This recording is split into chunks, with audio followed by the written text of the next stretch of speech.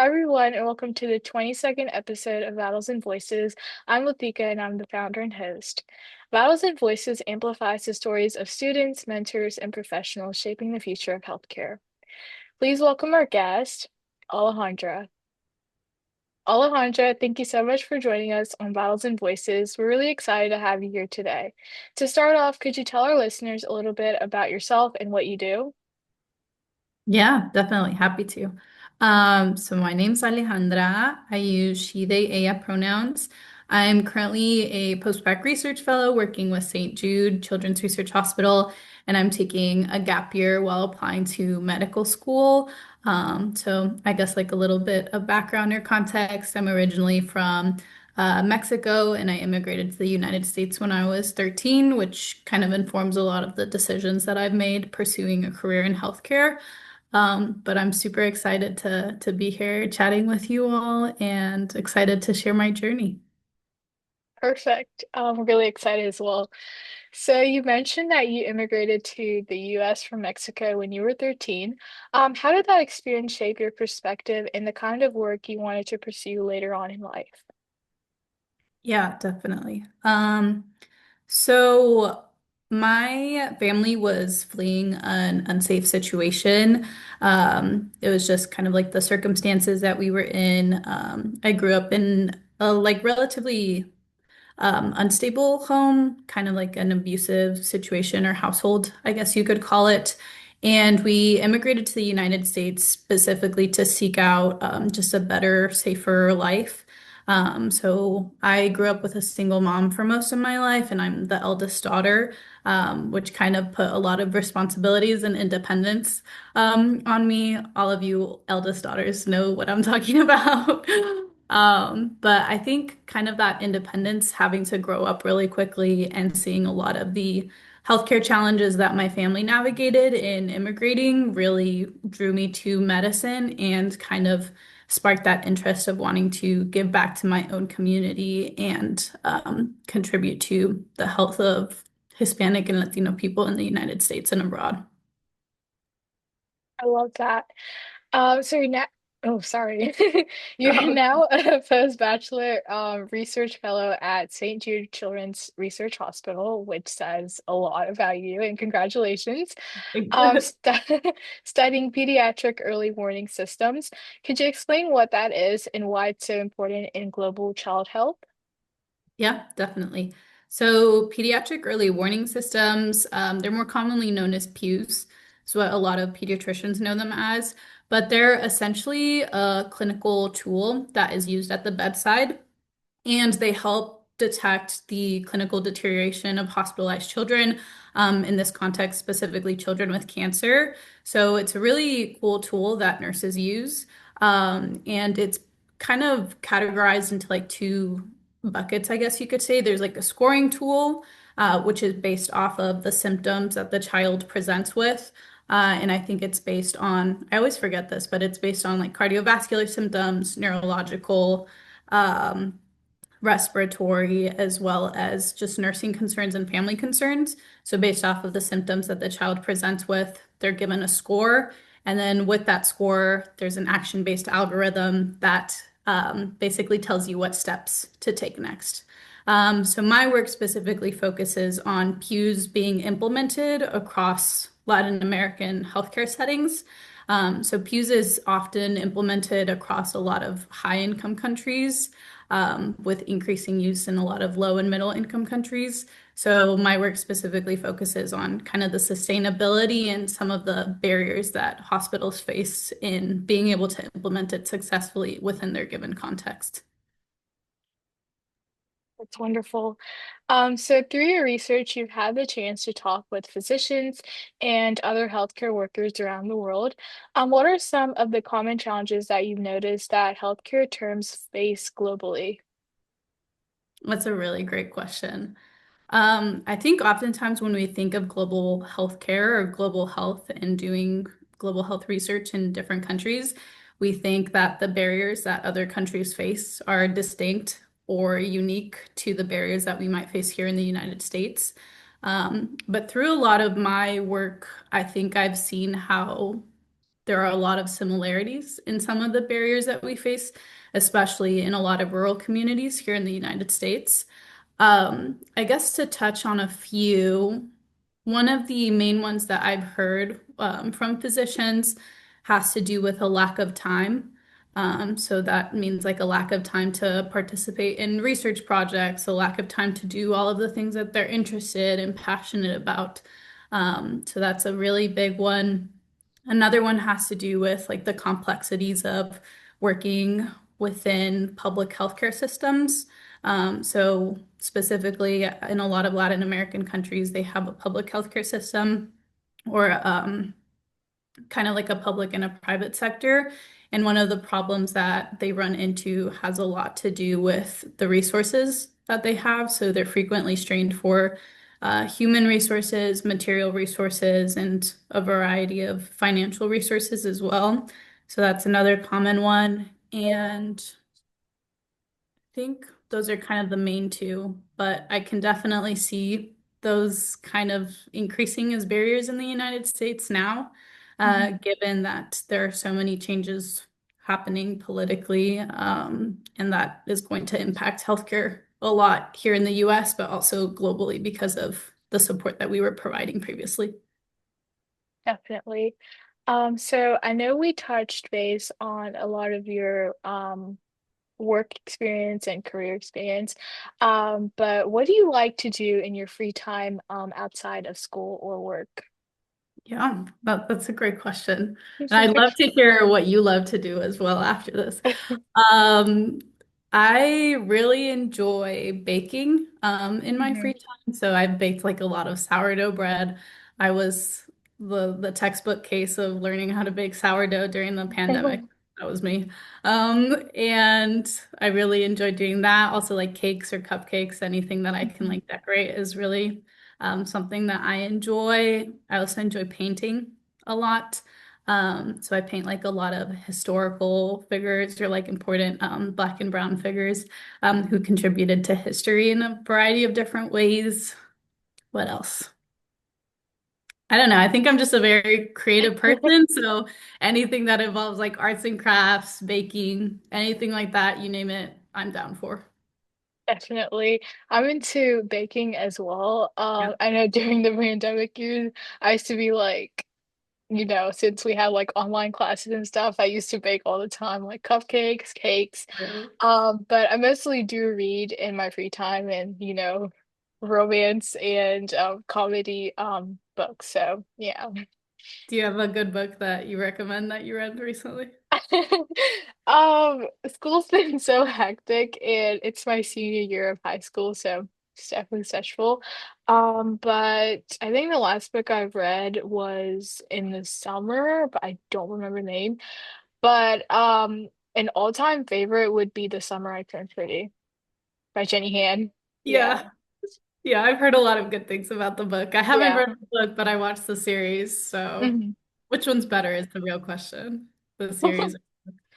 Yeah, I think the book really showed who Belly was and like the brothers, and there were some things that were like said in the not in the movie, in the show, but like not in the books. But yeah, I'm excited for the movie to come out too. Yeah, I'll have to add that to my reading list of books to read. Yeah. So you mentioned facing a funding setback that ended up teaching you a lot about resilience. Could you walk us through that experience and what you learned from it? Yeah. So just for a little bit of added context, in order to fund my gap year research, one of the outlets that my mentor recommended was to apply for a diversity supplement.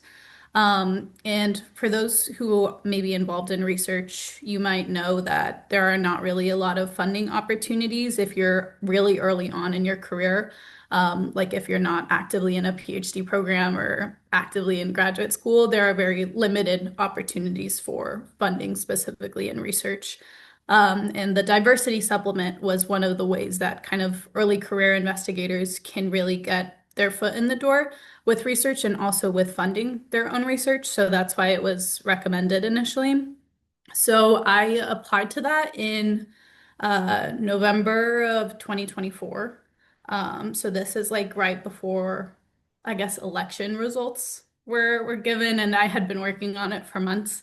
By then, I think the process started probably in like June or July of 2024, and it was a very lengthy process if you've applied for a grant, you know. Um, so I applied for that in November 2024, and then come January, all of the announcements are happening of how diversity, equity, and inclusion is no longer a priority, and essentially, like the funding is just pulled automatically. So, with a lot of those grants and funding mechanisms that were supporting um, students who were early on in their career or for diversity, equity, and inclusion reasons, a lot of the people working in those offices were just fired. So out of nowhere, people didn't get any notice. The funding was pulled like right away, and people no longer had their jobs.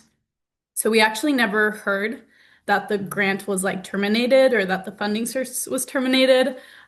We just assumed that because we weren't getting responses anymore, and we kind of heard from the inside that it's no longer happening, like it's no longer a thing. So that was very disappointing, especially for someone who's kind of starting out their career in research. A lot of time and effort was put into writing that grant, and it kind of felt like a personal failing, I guess you could say, because I was like, I didn't plan for this. I don't know how you could plan for this. It's not something that you really think of like, oh, in the transition of presidencies in the government, maybe this funding will no longer exist, because that was never my experience and it hasn't happened really to that scale before. So I guess in like February of this year, we started looking into alternative grants and funding mechanisms. And because my mentor that I work with is funded through an RO1, which is just like a grant mechanism or a grant type, we are able to apply for administrative supplements, which are just additional money through like smaller projects through the main project, if that makes any sense. So I applied for the administrative supplement, and it was just recently awarded in the beginning of September. So if that tells you anything about like the timeline of how long it takes to get things funded, it's been like basically a year of working on grants to get to this point. But I feel very proud of that, given everything that's going on and all of the changes that are happening and how research is being actively defunded. But this is just your sign if you're listening that always try to find a loophole or find another way around to move forward, because they want to try to silence us and really prevent us from moving forward, but we find a way. Definitely. And I didn't realize it was such a lengthy process. But yeah, Yeah. definitely, keep like that perseverance in mind and, get what you want. Mhm. Um, so your work focuses a lot on bringing evidence-based interventions to low and middle income countries. What do you think are some of the biggest barriers to making that happen effectively? Hmm. Yeah, that's a really good question. So like low and middle income countries are, I think they're more commonly referred to as LMICs. I think one of the biggest barriers to bringing interventions to LMICs has a lot to do with how we practice global health research. So I think oftentimes people aren't necessarily trained in how to best conduct global health research, which leads to a lot of harm and colonial and racist practices taking place, especially in a lot of these countries that are seen as not having resources or capability to do these projects or participate in them. So they're kind of seen in this light of needing help or needing support, when in reality, a lot of the people living and working in these countries are experts in their own local reality. So I think one of the biggest barriers has to do with um, external people coming in thinking they know more, when in reality, the community is that they're the expert in that given context. So a lot of it has to do with how these partnerships are kind of set up and designed, in my opinion. And I think that that's really important when you're considering taking part in global health research. You want to make sure that that partnership is bi-directional and you're really learning as much from the people working within that given country as you are, as they are from you. So really being mindful of how those partnerships are developed and sustained, I think is one of the biggest barriers in conducting research or working with lower and middle income countries around the world. Definitely agree. So we heard that you're developing a global health research peer mentorship program. That's incredible, first off. So what inspired you to start that initiative and what impact do you hope it can have? Yeah. So I know how scary it can be starting out like in the research space. I know as like a pre-med or someone who was interested in research but didn't really know how to get started with it, it was a very intimidating process. And I'm sure that you've felt this and others Yeah. may feel this way of like, I don't really know how to start, but I know that Yeah. I'm interested in it. So initially the idea kind of came from that space of like knowing that there is a lot of interest in getting Mhm. involved and participating in research specifically or even global health research. So the program kind of started from that concept of like, I know other people would want this, and I know it's something that I needed at one point in my life. So I really wanted to give back to first gen and maybe people who are underrepresented in medicine or research. So it's a great program. It offers basically peer mentorship support to people who are interested in getting started in global health research or who maybe haven't done research in the past, who kind of want to dip their toe in it. It's kind of that first experience that people can have with understanding what research looks like while also receiving ongoing support from someone who has gone through the process relatively uh, soon-ish. So like I went through the process a couple years back, so I'm very familiar and in touch with all of the things that you feel like you need to learn at the beginning. So that's kind of the point of the program is to offer that support and development to people who are interested but not really sure where to start. Yeah, I agree. That's very important. So you've shared that your education and career feel like a way to honor your family's sacrifices. How does that sense of purpose influence the way you approach your goals today? Oh, that's a big question. Let's see. I think being raised by like a single mom and being the eldest daughter in my family, I felt Hmm. like a huge sense of responsibility to not only take care of my family, but to kind of provide I guess, like support in structure Hmm. at some points in my life. So really a lot of that sacrifice that my mom made in immigrating to the United States and moving my sister and I think that took a lot of courage and strength that I don't know if I'm even there yet at that point where I would be able to make those big decisions. So I admire that a lot, and I think it kind of fuels my sense of purpose by understanding how other people are living through similar situations, and understanding how important it is to have a physician who understands that lived experience, empathizes with it, and knows how to navigate a lot of the barriers that some of these families may face, especially in immigrating to the United States. So I think it informs every single level of why I want to be a physician and why I want to pursue the career path that I've chosen. And I'm sure a lot of people feel that way of kind of their family has informed their decision to pursue or want to pursue medicine just because they want to give back in that way. Yeah, I definitely relate to you in many ways. Yeah, So I'm sure honestly, that, oh no, I was just gonna say, I'm sure that like your family has probably been a driving force in why you want to yeah, do. definitely. Yeah. Hmm. So on a fun note, we heard that your mom is a bat biologist. That's such a unique connection to science. What was it like holding and feeding bats growing up? That's like when people ask like what's a random fact that like people wouldn't Yeah, expect you. I love leading with that because I'm like, I don't know anyone else whose like parents right. are bad biologists. But yeah, my mom is a bat biologist. So she's done like a lot of work with bats in the past, and that was kind of like her passion area. So a lot of the time growing up in Mexico, we would do something that's called mist netting for bats. And basically what this is, it looks like an invisible volleyball net. So it's like a really thin volleyball net, and you set it up, and then bats fly into it. It doesn't hurt them, I promise, but they fly into it because their echolocation doesn't really pick it up.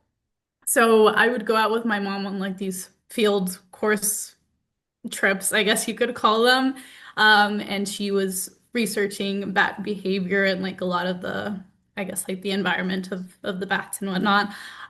So I think I was like 4 or 5 years old at the time, and she would help me like take the bat out of the net, and I would be there like holding the bat. So I think this informed a lot of my interest in like getting involved in science at the start. And it's really cool. If you haven't held a bat before, I would highly recommend. 'Cause they're very cute. A lot of people are scared of them, but I'm trying to change the propaganda against bats to be more positive because I promise they're not as scary as the mainstream media makes them out to be.